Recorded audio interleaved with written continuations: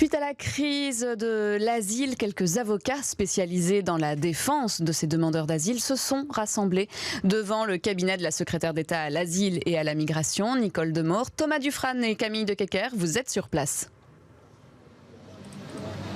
Oui Vanessa, ils sont une cinquantaine, vous les voyez derrière moi, mais un petit peu plus qu'une cinquantaine à proximité du cabinet de Nicole Demore. Ils sont ici pour demander à la secrétaire d'État des mesures urgentes pour empêcher les demandeurs d'asile de dormir dans la rue.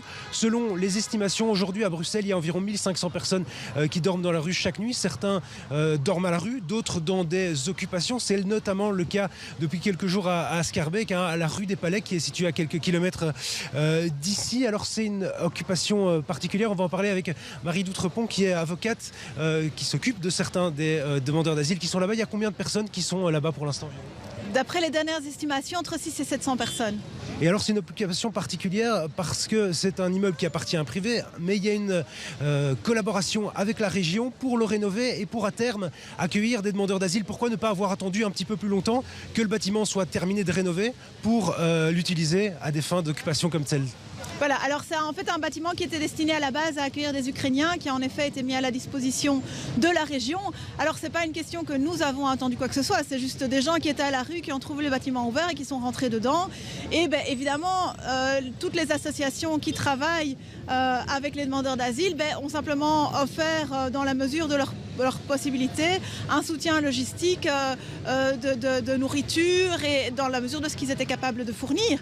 La vraie question, c'est pourquoi est-ce que la secrétaire d'État ne respecte pas la loi, ne respecte pas les décisions de justice et n'accueille pas les personnes? Ce problème ne se serait jamais posé. Aujourd'hui, il y a la région qui dit solidaire avec le propriétaire qui souhaite l'expulsion en vue de terminer les rénovations. C'est un coup dur, ça, en quelque sorte, que la région bruxelloise soutienne le propriétaire?